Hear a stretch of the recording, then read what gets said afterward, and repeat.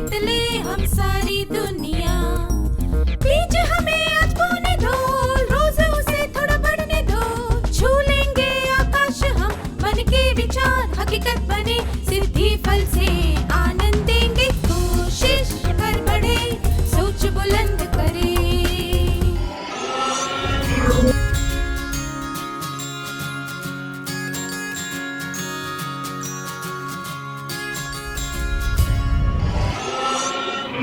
नमस्ते छात्रों, इस परिस्थिति के बारे में सुनिए। आप एक फलों की दुकान पर हैं, जहां से आप आमतौर पर फल खरीदते हैं। आप वहां एक व्यक्ति से मिले जिसे आप जानते हैं। आप उसको देखकर मुस्कुराए, फिर उससे कुछ बातें की। फिर आपने अनार का भाव पूछा। दुकानदार ने कहा 50 रुपए किलो, पर आपके पास केवल 25 रुपए हैं। अनार खरीदने के लिए आपको 25 रुपए और चाहिए। अब आप क्या करेंगे? एक, घर जाकर और पैसे लाएंगे, फिर वो फल खरीदेंगे। दो, 1 किलो अनार खरीद लेंगे और दुकानदार से वादा करेंगे कि आप वापस आकर बाकी के पैसे दे देंगे।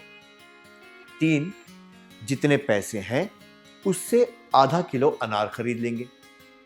या 4, आप जिस व्यक्ति से दुकान पर मिले उससे 25 रुपए उधार ले लेंगे। क्या आप तीनों इस परिस्थिति का अभिनय करके दिखा सकते हैं?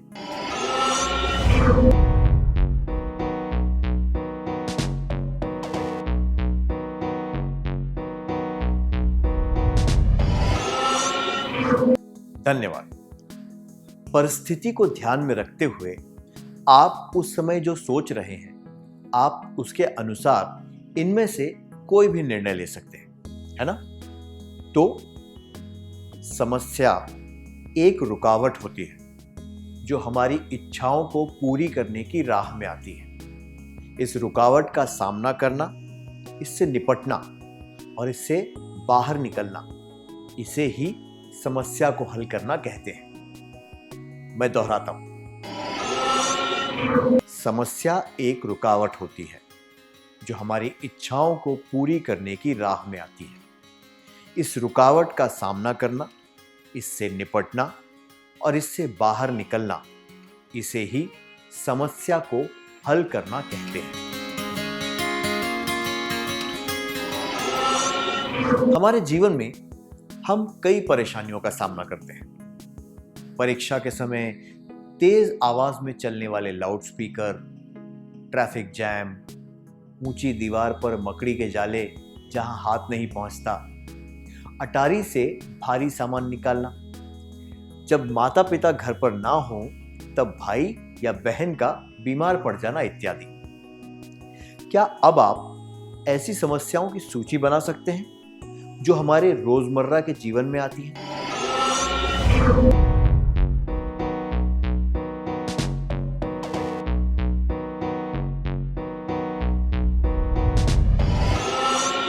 बहुत अच्छा, धन्यवाद। क्या अब हम इनमें से कुछ समस्याएं देखें?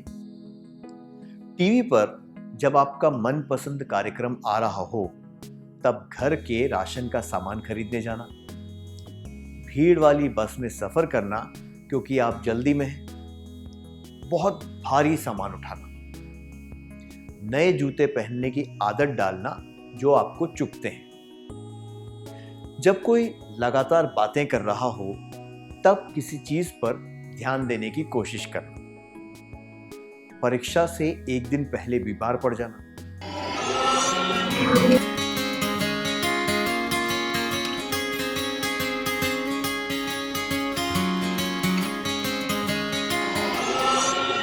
हम अपने जीवन में ऐसी कई परिस्थितियों का सामना करते हैं। इस सत्र में हम विस्तार से इस बारे में बात करेंगे कि समस्याओं को हल करने के लिए हमें किन चरणों से गुजरना पड़ता है। जीवन की किसी समस्या में और गणित की समस्या में क्या अंतर होता है? गणित की समस्या को हल करने के एक या दो तरीके हो सकते हैं। पर जीवन की समस्या के बहुत से हल हो सकते हैं। उदाहरण के लिए, अगर आप उस समस्या के बारे में सोचें जो हमने इस सत्र की शुरुआत में देखी थी, तो गणित के अनुसार अनार खरीदने के लिए और कितने पैसे चाहिए? इसका केवल एक जवाब है, 25 रुपए। 4 का वर्गमूल क्या है? इस समस्या के 2 जवाब हो सकते हैं, अधिक 2 और घटाओ 2। पर वास्तविक जीवन की समस्याओं में कई हल हो सकते हैं, जैसे कि हमने पहले देखा था, दुकानदार को बाकी के पैसे बाद में देना, पहचान वाले व्यक्ति से पैसे उधार लेना, या जितने पैसे हैं उतने ही फल खरीदना। हमने इससे क्या सीखा? वास्तविक जीवन की समस्याओं के लिए हमें परिस्थिति को ध्यान में रखते हुए हल ढूंढने चाहिए। आइए अब एक क्रियाकलाप करते हैं। कामिनी की स्कूल के वार्षिक महोत्सव के बारे में घोषणा हो गई है। एक विद्यार्थी किसी भी एक प्रतियोगिता में भाग ले सकता है।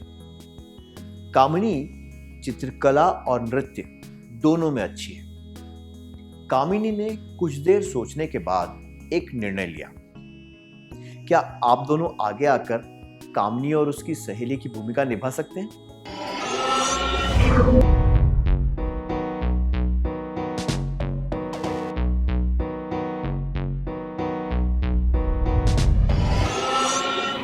बहुत अच्छा अभिनय था, धन्यवाद।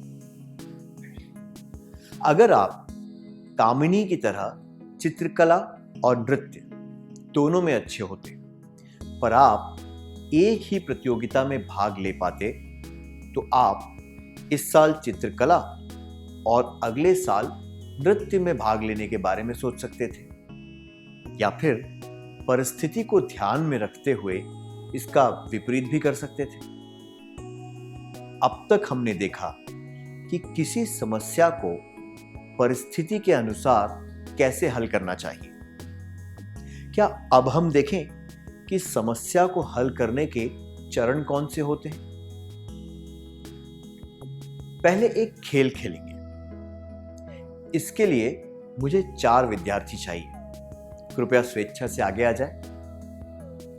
एक विद्यार्थी को हर समय इधर उधर हिलते रहना है। बाकी के 3 विद्यार्थियों को उसकी परछाई पकड़ने की कोशिश करनी है। क्या हम शुरू करें?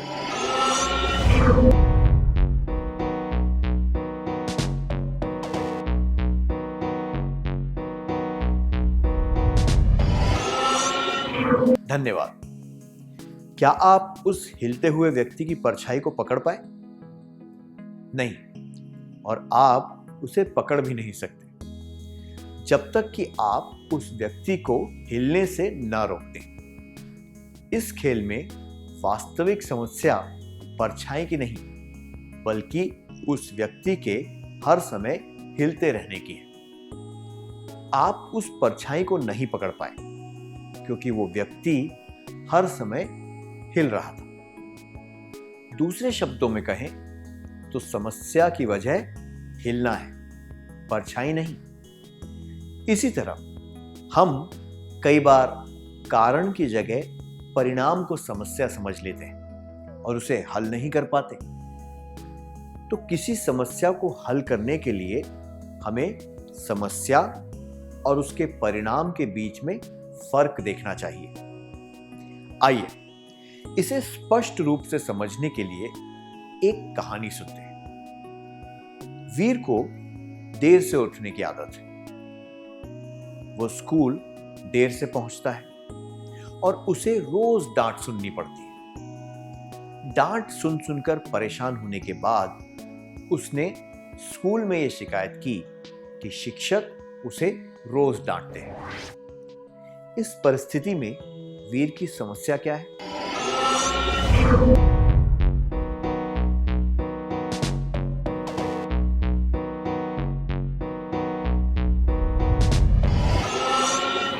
अपने जवाब देने के लिए धन्यवाद। वीर की समस्या क्या है? डांट पड़ना या सुबह देर से उठना। वीर देर से उठता है, इसलिए वो स्कूल भी देर से पहुंचता है। इस वजह से उसे शिक्षकों की डांट सुननी पड़ती है। अगर वीर ये बात समझ जाए तो वो इस समस्या का हल ढूंढ सकता है। सत्र के शुरुआत में हमने फल की दुकान वाली परिस्थिति देखी थी। उसमें समस्या थी पैसे ना होना और उसका परिणाम था फल ना खरीद पाना। अगर ये अच्छी तरह समझ आ जाए तो इसका हल आसानी से निकाला जा सकता है। तो ये जरूरी है कि समस्या को स्पष्ट रूप से पहचान लिया जाए। समस्या हल करने के चरण। हमें समस्या को पहचानना चाहिए। अब एक क्रियाकलाप करेंगे। स्क्रीन पर एक तालिका दिखाई जाएगी जिसमें 2 खंड हैं। पहले खंड में कुछ परिणाम दिए गए हैं और दूसरे खंड में समस्याएं दी गई हैं, पर इनका क्रम सही नहीं है। आपको इनके सही जोड़े बनाने हैं। क्या हम शुरू करें? असर अथवा परिणाम, समस्याएं, माता पिता की डांट, खाने पीने की गलत आदतें होना, भविष्य के बारे में स्पष्टता ना होना, समझदारी की कमी, पढ़े गए पाठ याद ना रहना, जिद, अनुचित व्यवहार, तबीयत ठीक ना होना, समझे बिना पाठ को रटना, दोस्तों के साथ झगड़ा, आगे की योजना ना बनाना।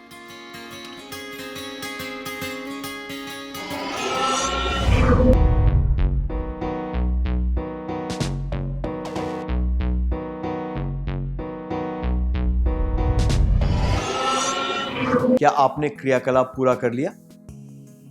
क्या हम सही जवाब देख लें? असर अथवा परिणाम, समस्याएं, माता पिता की डांट, जिद, अनुचित व्यवहार, भविष्य के बारे में स्पष्टता ना होना, आगे की योजना ना बनाना, पढ़े गए पाठ याद ना रहना, समझे बिना पाठ को रटना, तबीयत ठीक ना होना, खाने पीने की गलत आदतें, दोस्तों के साथ झगड़ा, समझदारी की कमी,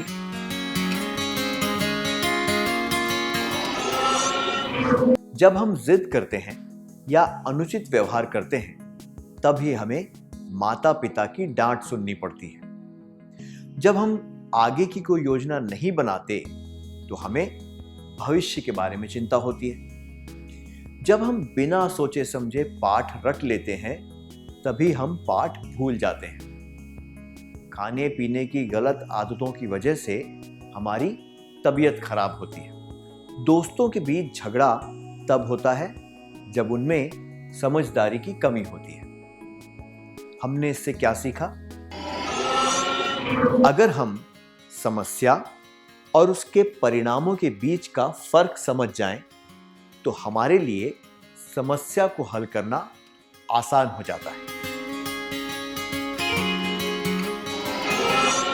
अब हम इस सत्र का सार संक्षेप कर लें।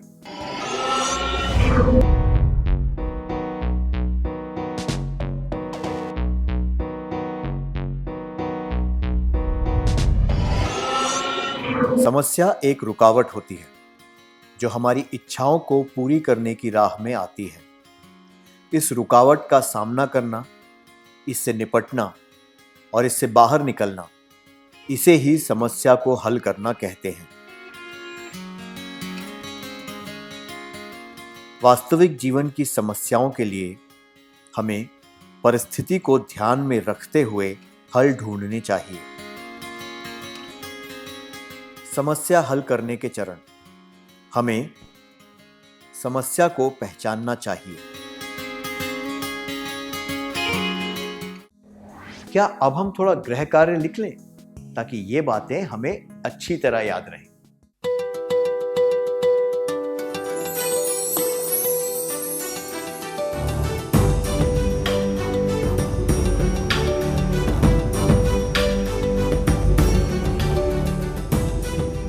प्रश्न 1।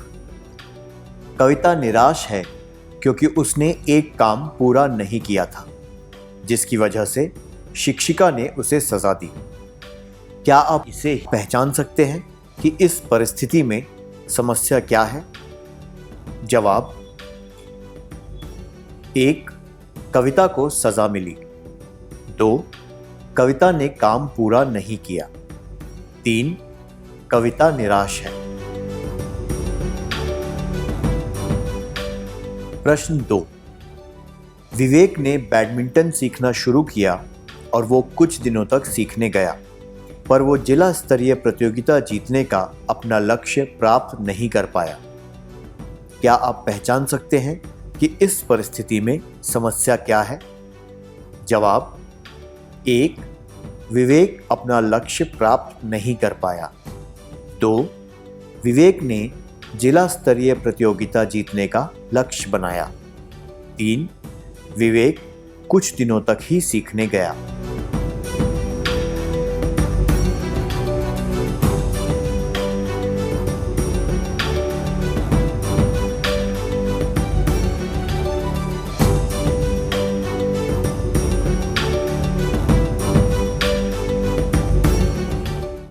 कृपया सबसे उचित जवाब चुनें और अगली बार आने से पहले ये कार्य पूरा करके लाएं।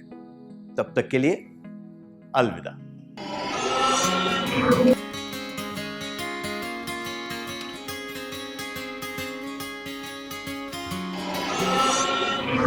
नमस्ते छात्रों, आपका स्वागत है।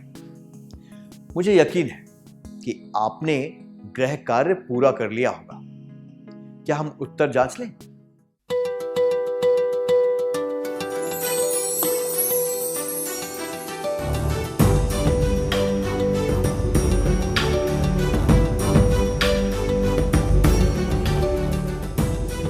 प्रश्न 1 के लिए कविता निराश है क्योंकि उसने एक काम पूरा नहीं किया था, जिसकी वजह से शिक्षिका ने उसे सजा दी। क्या आप इसे पहचान सकते हैं कि इस परिस्थिति में समस्या क्या है? ये जवाब: कविता को सजा मिली और कविता निराश है अनुचित हैं। ये दोनों समस्या के परिणाम हैं, इसलिए ये अनुचित हैं। कविता ने काम पूरा नहीं किया, ये वास्तविक समस्या है, इसलिए ये उचित जवाब है। आपका जवाब क्या है?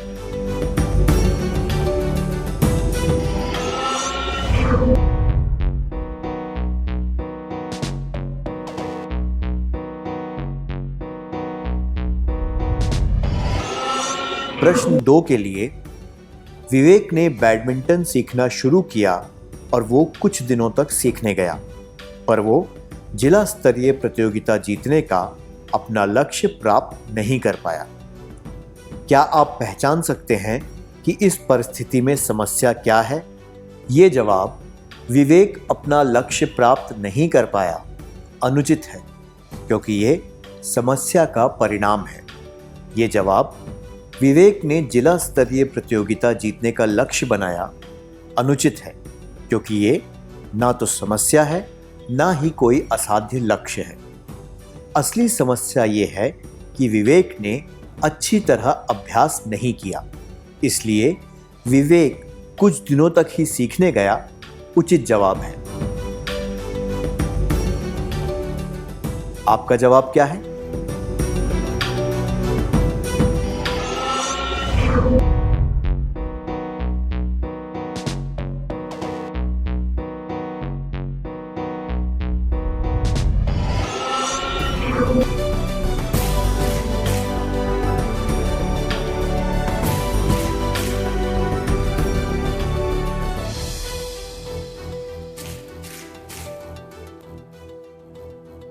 क्या अब हम अगला सत्र शुरू करें?